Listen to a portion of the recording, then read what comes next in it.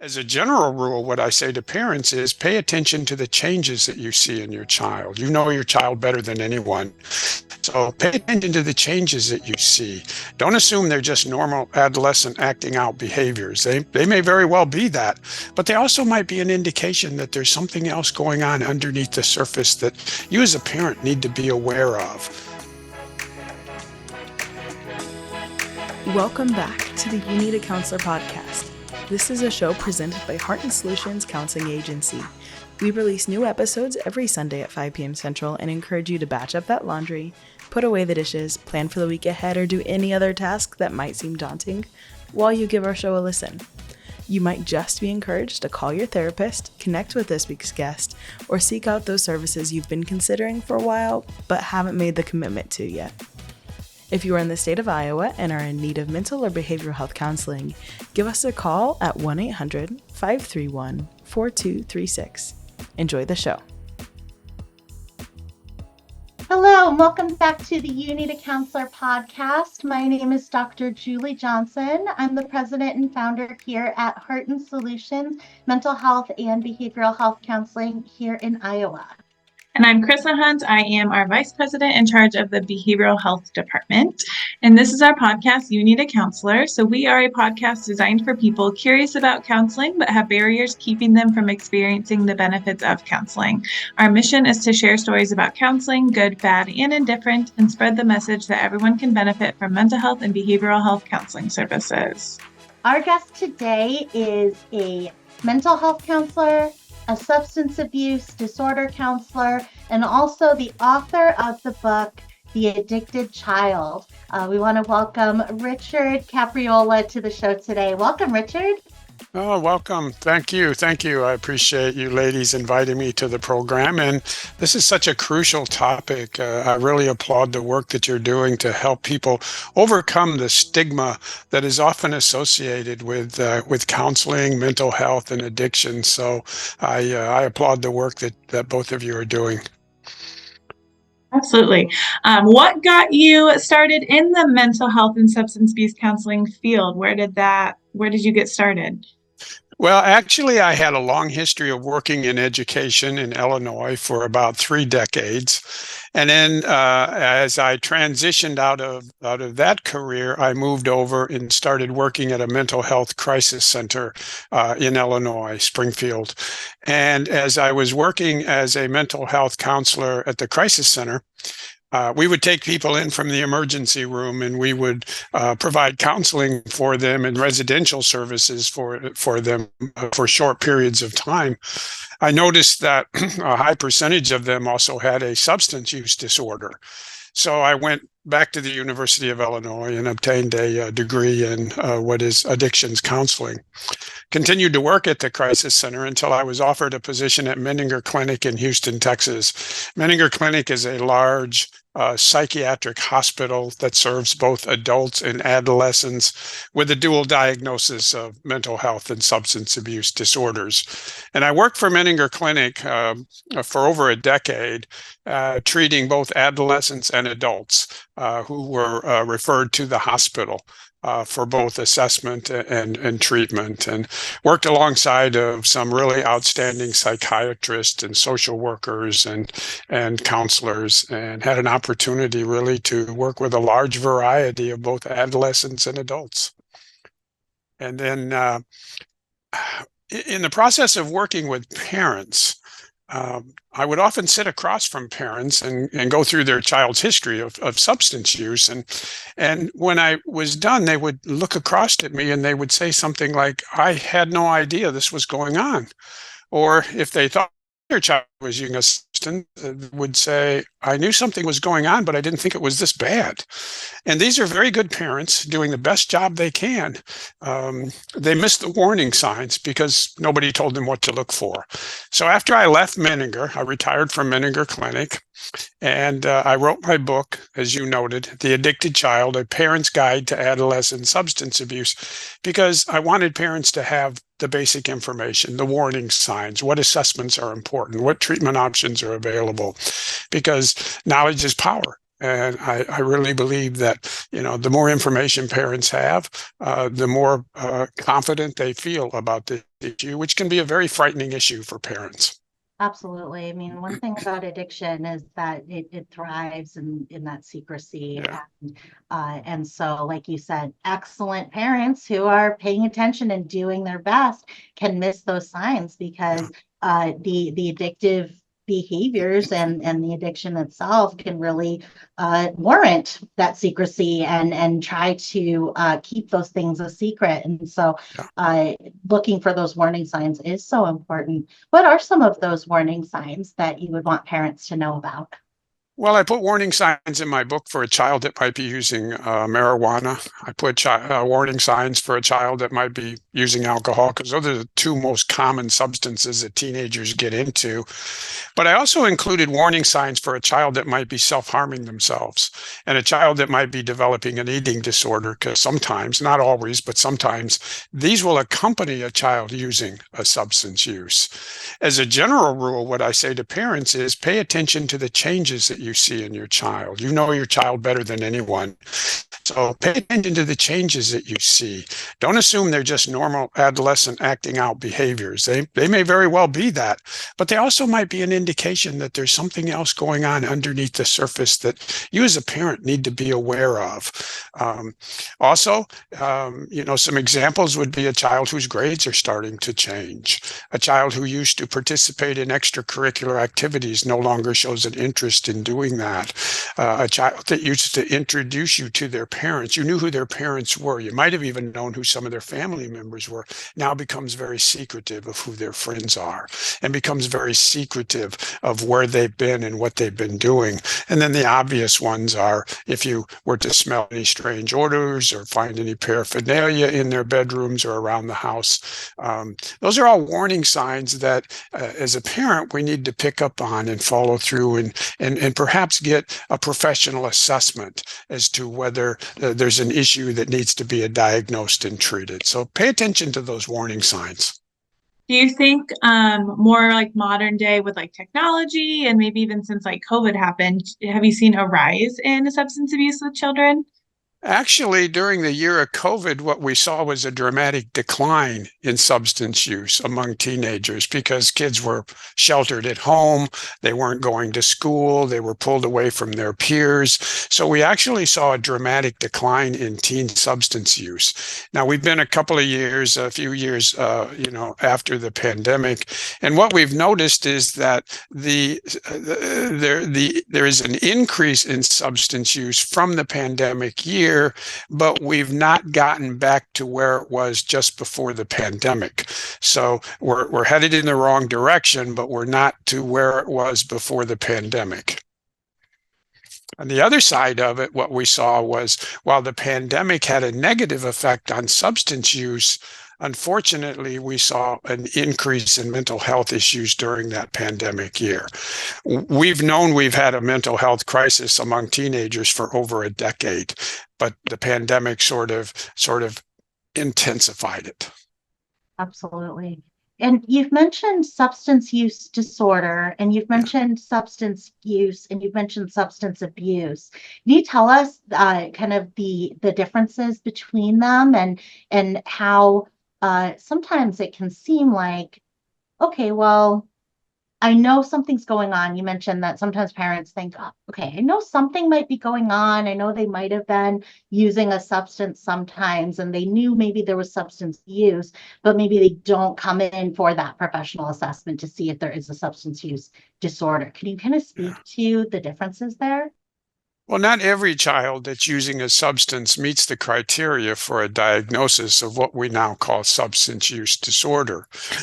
But even if the child doesn't meet the criteria for a diagnosis, you as a parent want to be aware of what's going on and intervene before it gets to that level where it's a diagnosed disorder. The earlier you can intervene, the more likely you are to stop it from escalating and becoming a more serious issue. We diagnose substance use disorder on a continuum from mild to moderate to severe.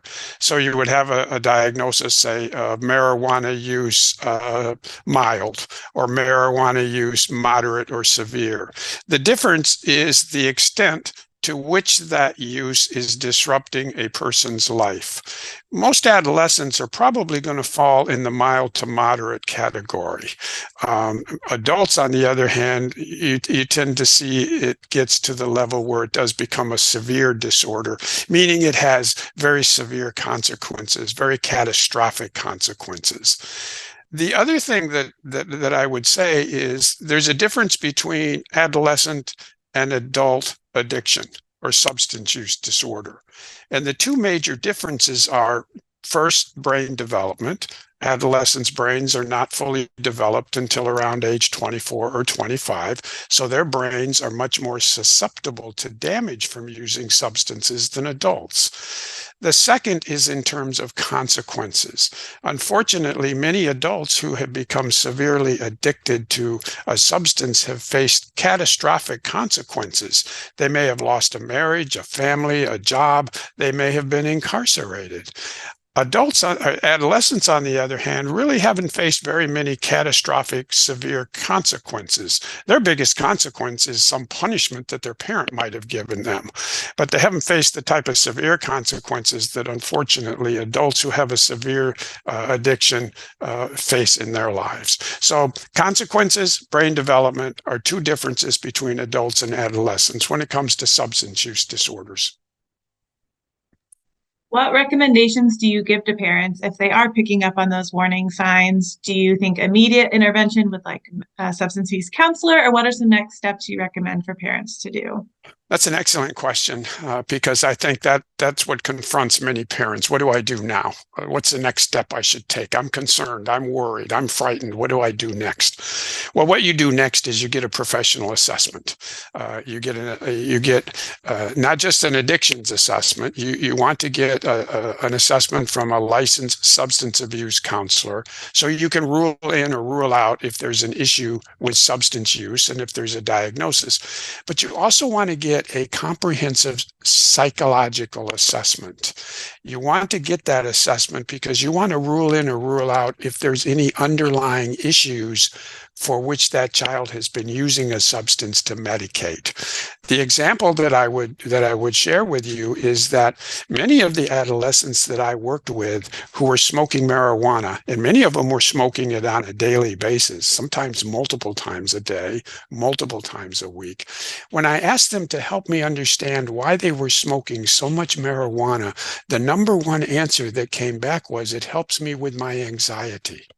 So for many kids, not all, but for some kids, they're using a substance, alcohol, marijuana, or some other substance, to medicate an undiagnosed and untreated mental health issue. So it's important that if you suspect your child is using a substance, get the addictions assessment, but also get a good comprehensive psychological assessment so you can rule in or rule out if your child has been struggling with some of these mental health issues like anxiety or depression or some other issue.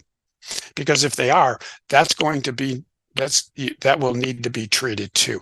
It doesn't do me any good to treat a child's marijuana use if I don't treat their anxiety, because they may stay off marijuana for a while, but chances are high that they're going to get back to it to deal with that anxiety that is bothering them.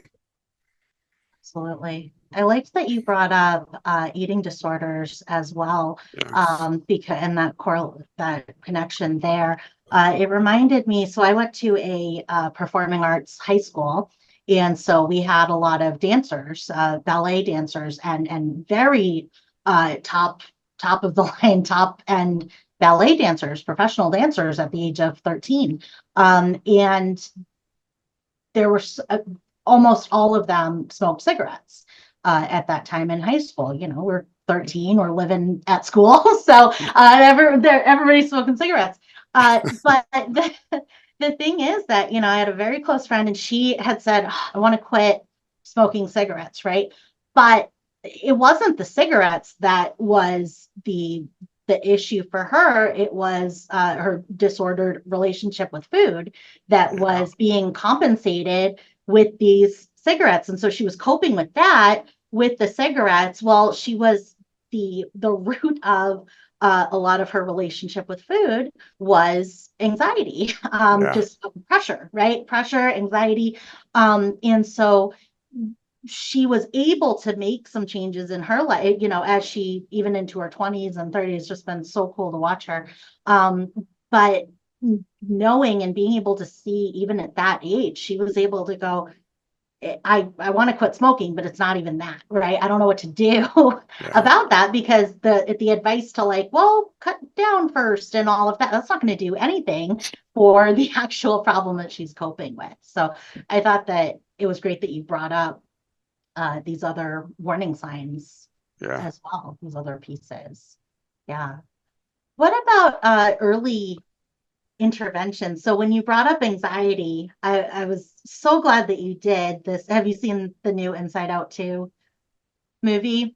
No, I haven't. Oh gosh, it's wonderful. And one of the characters in the movie is anxiety.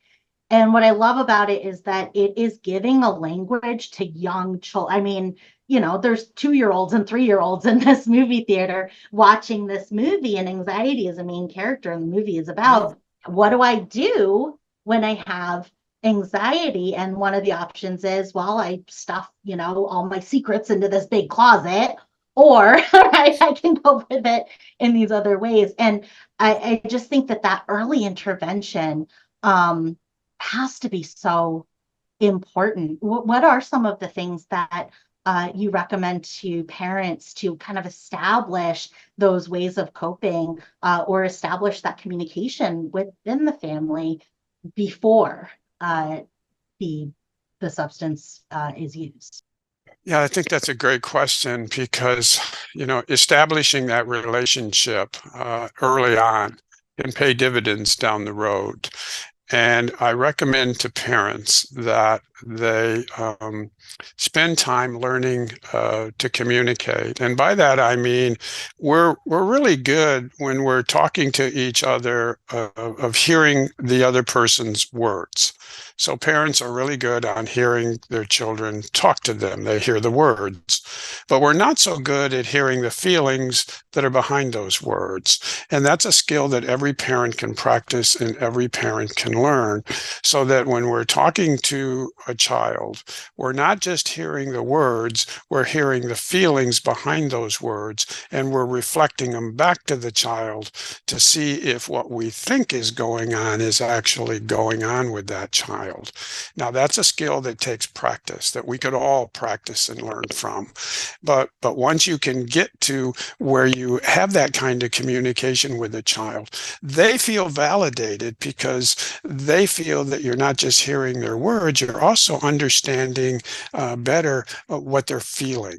And that can be a powerful communication tool that will pay off dividends down the road between a parent and a child. So I recommend that parents practice learning those listening skills where you're focusing not on just hearing your child's words, but hearing and reflecting back the feelings that you think that child is trying to express. Absolutely. I mean, just noticing things in a young child or your adolescent that is having challenges, right? Noticing things about, well, what is their body doing, right? Are they avoiding eye contact with me, or are they, do they seem engaged in the conversations that we're having as a family? Do they seem like the example that you gave, right? Do they seem more secretive about where they're going? Are they spending more time isolating from the family? And then being able to communicate what we're noticing about our child to our child, to be able to say, no, I see you. Like, I see my child's younger. But I see when you're tired. Like I can tell when you're tired because your head kind of droops a little bit to the side, and you start to get a little loud when you're disagreeing with me, right? So I can say like, oh man. And so if my 8-year-old starts yelling at me,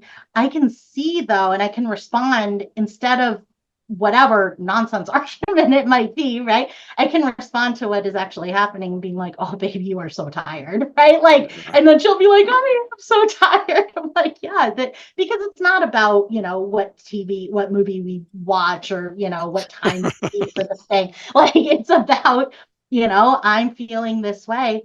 And it's being able also to identify to that child, like, okay, what you're feeling right now, it is okay to feel that way. Yeah, And I absolutely. think children just get so, children are told what to do all the time, including how to feel.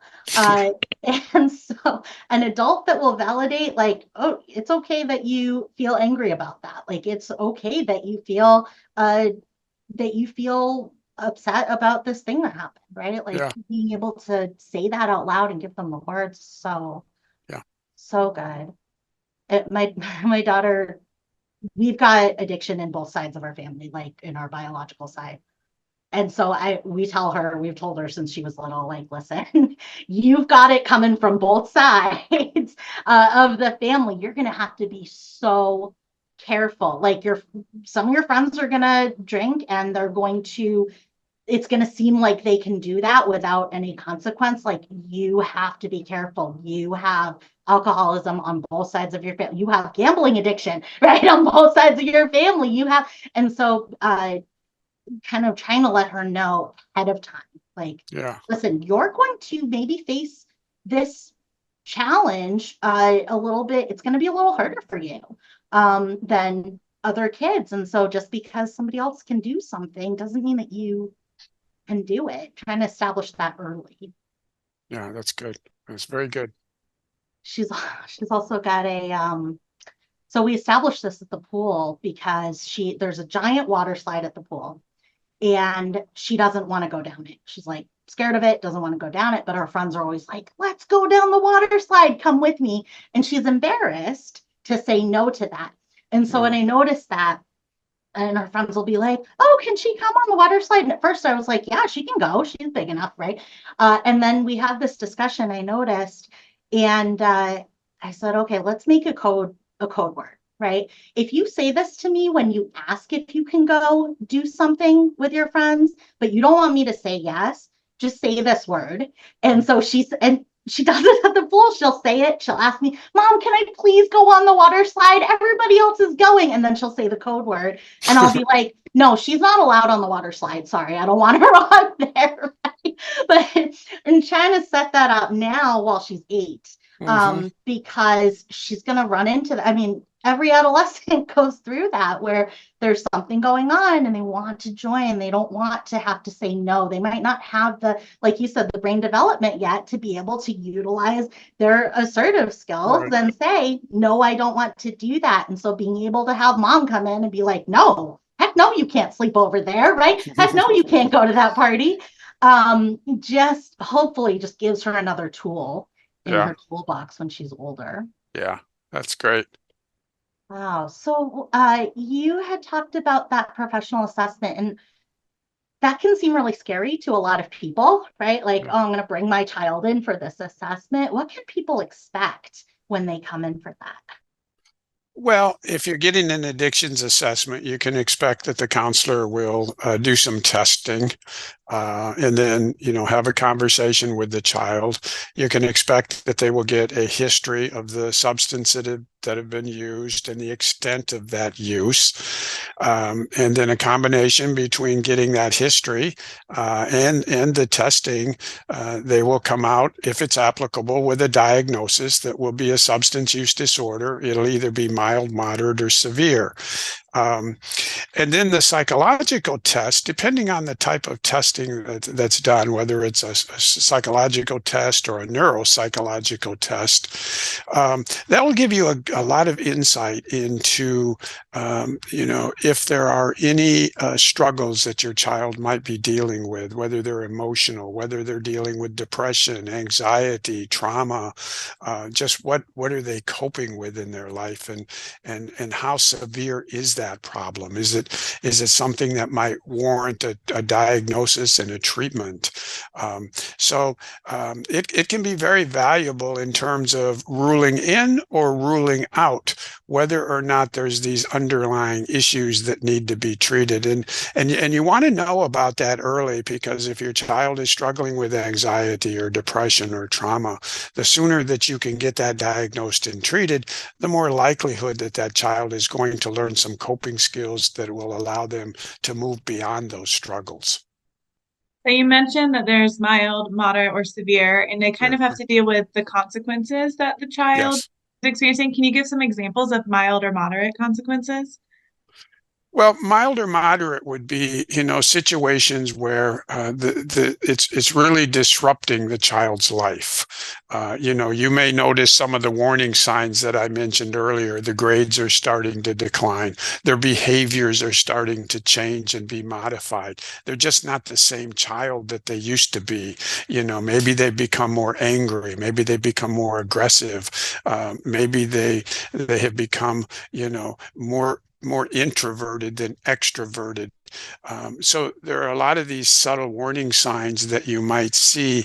In the mild category, it's easy to miss those because they're mild. They're not so obvious. They're not causing any severe disruption in the family's life. But as the child moves from the mild to moderate, then you start to see some of these consequences. Now the family is getting disrupted. Now the child is starting to get into trouble.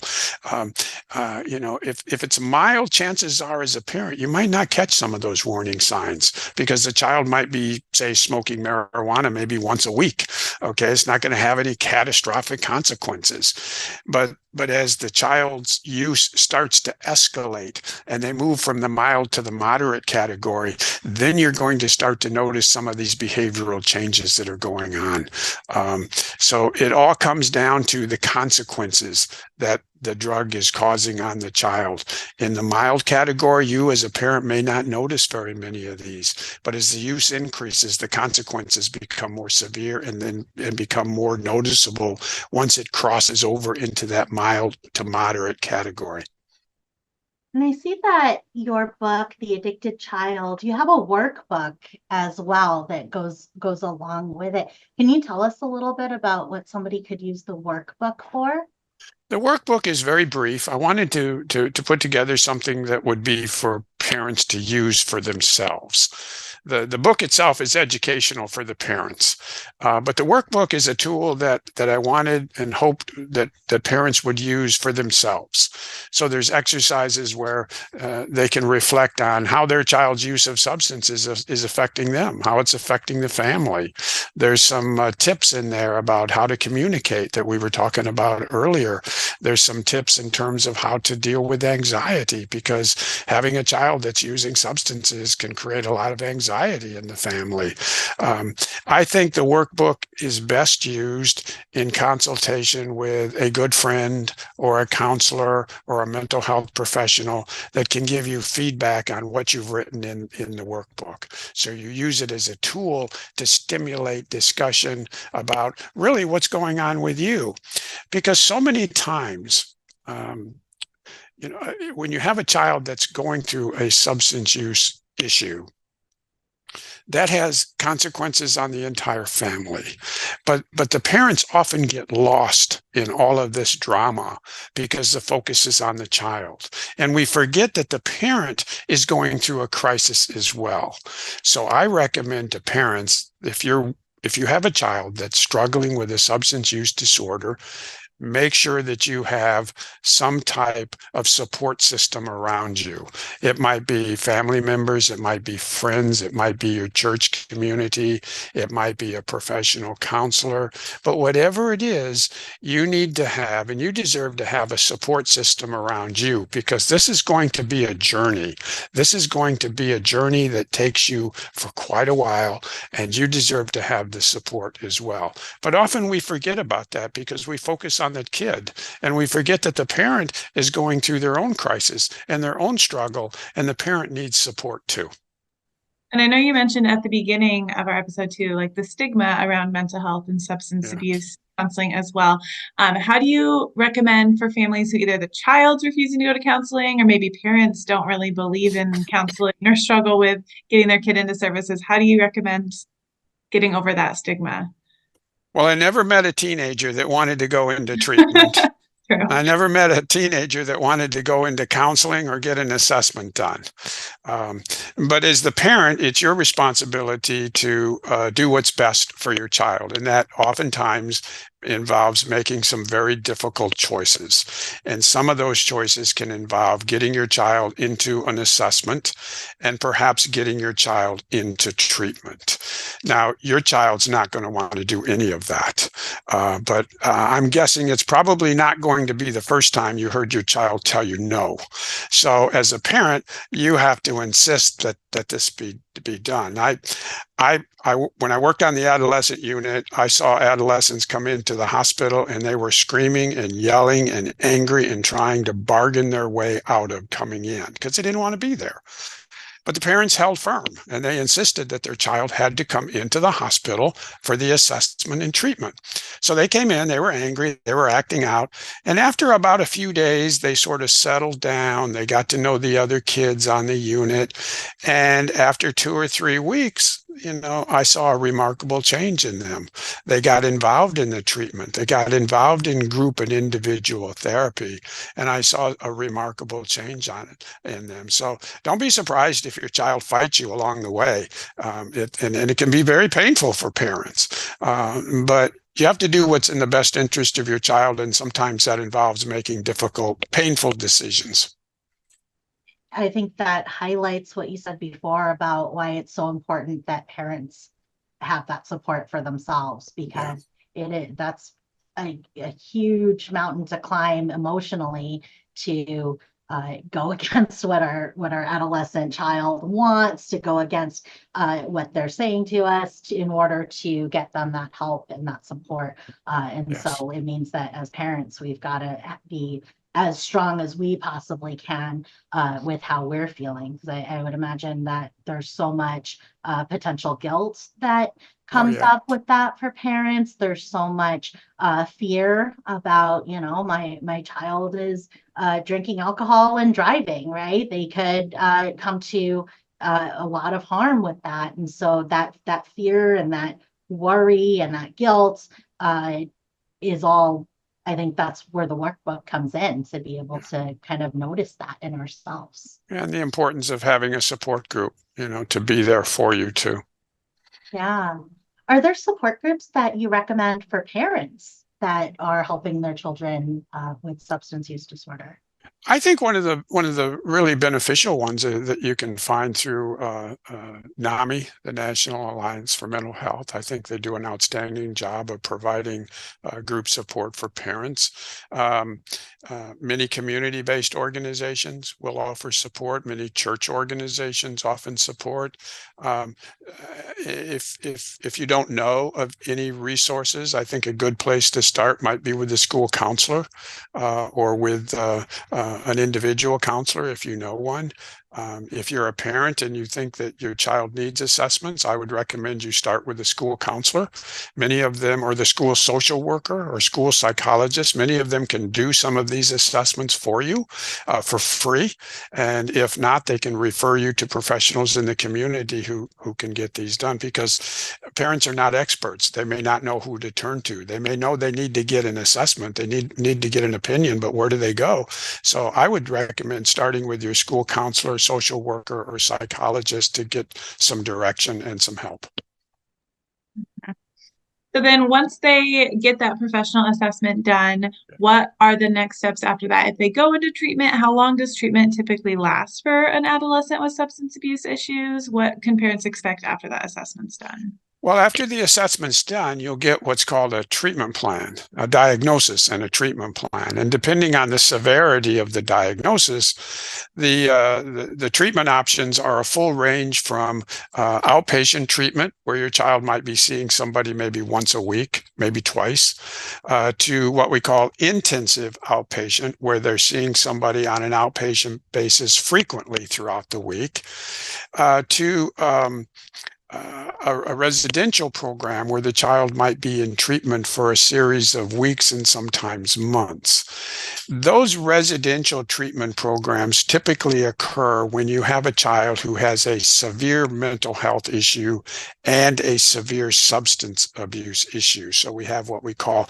co-occurring disorders, but they are both severe, so severe that the child more likely would be doing better in a residential program, which can last several months or longer. But for most teenagers who have a mild to even moderate substance use disorder, they can do very well in an outpatient program where they might be seeing somebody once or twice a week. Now, it all depends on, the skill of the counselor, the willingness of the child. It's going to take some time. Like I said, no child wants to go into counseling. So, it will take some time for that child to get used to the process. But I've seen some remarkable results as a result of teenagers that have been in treatment, whether it's been in outpatient or residential. I've had a number of kids at Menninger that were referred to residential treatment. They had severe substance abuse issues, severe psychological issues, and they were sent off to residential treatment for 3 to 6 months. And some of the feedback was that they did outstandingly well. They got involved into the program, and they did extremely well. Treatment does work. We know that. We know that treatment works. The difficult part is getting the child into treatment, and sometimes that's a difficult decision for any parent to make.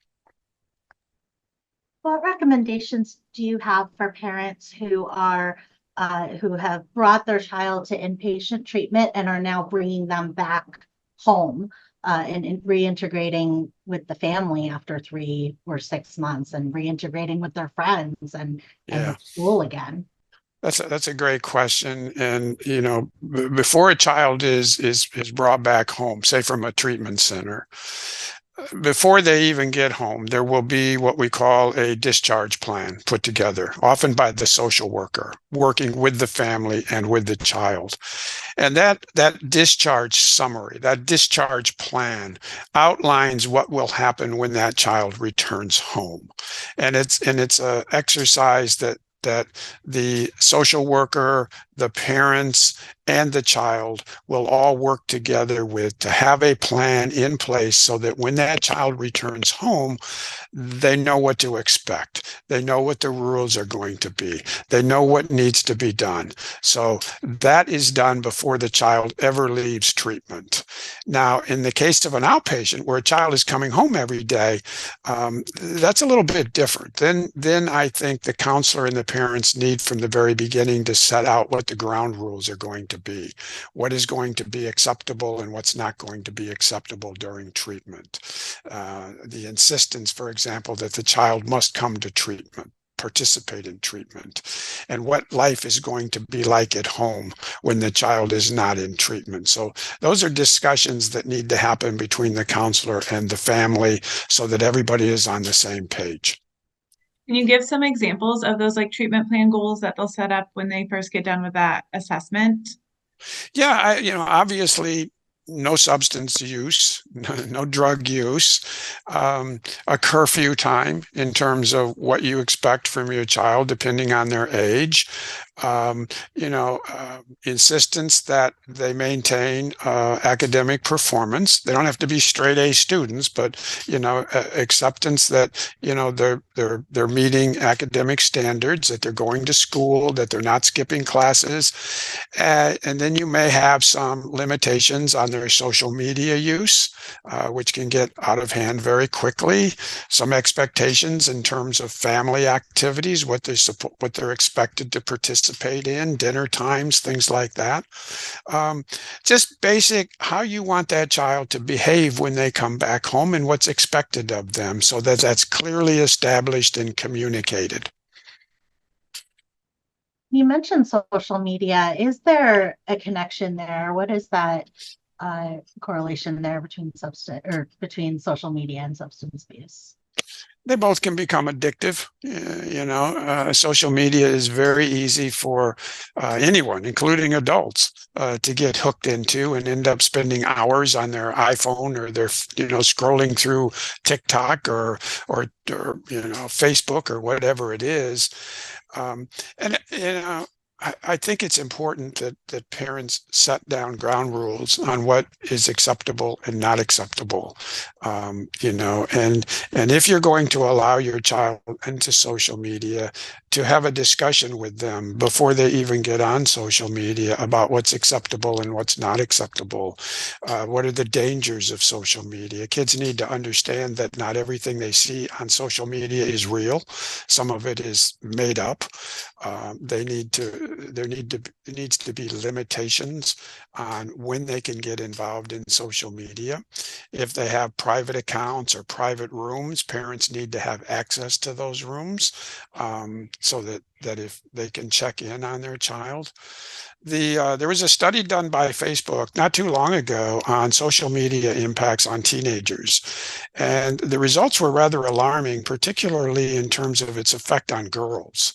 What they found was that social media was having a rather devastating negative impact on girls. Because they would get these false images on social media, and then they would begin to, view themselves as not measuring up. So parents need to be aware of how powerful social media can be in the lives of their teenagers, and place limitations on what they can and what they cannot do. Most therapists and professionals in the area recommend that you not allow your child to be into social media until they get into their early teens. And even then, to be sure that you have safeguards in place and that you have a discussion with your child about what's appropriate and inappropriate behavior, and what social media sites they can have access to. So you talked about like marijuana abuse and alcohol abuse. Are there other really common ones that maybe you've found in your work with substance abuse, whether like non-prescribed medications or other illegal drugs that you think are common or more popular now? Well, alcohol and marijuana for years and years and years has been the most popular substance that teenagers are attracted to. And that's true today. They're the two most popular substances, alcohol and marijuana. But what we noticed prior to the pandemic, for about 3 years prior to the pandemic, what we noticed was an alarming increase in what's called vaping, where kids were vaping nicotine and marijuana at ridiculously high levels. That came down during the pandemic, as did all substance abuse among teenagers. But even after the pandemic, the use of vaping nicotine and vaping marijuana is still a concern among teenagers and among parents. And parents are not as well informed as they could be about the vaping issue. And these vaping pens that are out there, you may have seen some, they're very easy to carry. They can be concealed. Kids can take them to school. They can vape at school. They go to the restroom and they can vape. But that's becoming an alarming issue among the adolescent population. So I would add vaping of nicotine and marijuana along with alcohol and marijuana is the most popular drugs. The other substances, the so-called hardcore drugs, like cocaine and meth and prescription drugs, those are out there, but they're at very, very low percentages among the adolescent population when compared to alcohol and marijuana. There's a study that's done every year by the University of Michigan. It's called Monitoring the Future, and it surveys adolescents across the nation in 3 different grade levels. And that's where we get the data on what kids are using and how extensive their use is. But they also ask kids, how dangerous do you think these drugs are? And how available are these drugs? So when we ask kids, how available are these drugs, over 80% of them tell us it's no big deal. They can get the drugs they want. And then we ask them, well, how dangerous do you think these drugs are? Overwhelmingly, they tell us they don't think they're dangerous. So when you have drugs that are widely available, the perception among teenagers that these drugs are widely available and they're not harmful explains the drug use that we see out there today. Yeah, vaping is definitely changed a lot of that, made it a lot easier to hide that drug use, that nicotine use, or that marijuana use, because you're not lighting a cigarette. You can't light a cigarette in a bathroom. You can't light a cigarette, right, in your parents' house, in your bedroom, right? But with a vape or a vape pen, you're able to a lot more easily. So it increased that access that much more. And so I live in a town of 2,700 people. It's a small town. It's a cute town. But we just got a giant vape store on our main street. And I was so upset. I was upset because it looks like a candy store. It is, giant flashing lights, looks like a casino. And all the kids are like, what is that? Right? Like, it looks like a Chuck E. Cheese from the outside. They're all like, what is that? And so, I think on a community level as well, what are some of the things that are helpful in communities, kind of in that bigger picture for the kids in our communities, to help them to combat some of this accessibility? That's the other issue, access to these substances, like these vape pens. They're all over, like you say, the vaping store. And they're available on the internet too. These kids can order a vaping pen on the internet. They can get it from stores. They can get it from friends. They can seal it in their pocket. They take it to school. And many times parents are unaware that their child is even using a vaping pen. Well, yeah, and I feel like they're so colorful and come in different flavors now. So they kind of target the younger population too. So, yeah. Yeah, that's very appealing to them. Mm-hmm. Well, if you could give a suggestion to somebody on the fence about either starting counseling or substance abuse counseling, what suggestion might you give? My suggestion would be, don't let the fear or the apprehensiveness of any type of counseling keep you away from it. And I understand how scary that can be and how nervous you can be, but you deserve an opportunity to get some help that will allow you to overcome whatever struggle you're dealing with. Yes, it's going to be difficult. It's going to be hard work, but the benefits are going to be tremendous and they're going to last you for your lifetime. So, take a step out, of your comfort zone and give it a try. I think you'll be surprised. Wonderful. Yeah, that's a great suggestion. It's okay to be afraid when we're doing it, and we can do it anyway because it will be worth it. Exactly. That's right. Great suggestion. And especially when it comes to our kids, right? And it's hard. It's hard to do that stuff. So I think that's a great one. Wonderful. So your book is help, or is The Addicted Child, and the website is helptheaddictedchild.com. Yes. And the workbook available there as well. And I think that's such a great accompaniment to be support for parents, because I think you're right. I think parents can get lost in the shuffle when all the focus is on the adolescent child. So I'm so glad that you're doing that work and that you put this publication out there and this workbook. I'm sure that many are utilizing it to build themselves up a little bit and to feel more confident as they're supporting their child or their family member. So thank you so much for being here, Richard. It has been a pleasure. I think we've learned a lot. I'm Richard Capriola, and I need a counselor. Awesome. And I'm Chrissa Hunt. And I'm Julie Johnson, and we need a counselor. And so do you. Bye. Bye. Thank you for listening to the You Need a Counselor podcast. We are so grateful that you're here. Now, we want to hear from you. Text us or give us a call at 515-650-3231. You can also find and connect with You Need a Counselor on Facebook and Instagram. If you've enjoyed today's show, please take a moment to like, review, or leave a comment, as all of these things help others to find and benefit from the podcast as well. If you're in the state of Iowa and interested in mental health counseling or behavioral health intervention services, give us a call at 800-531-4236.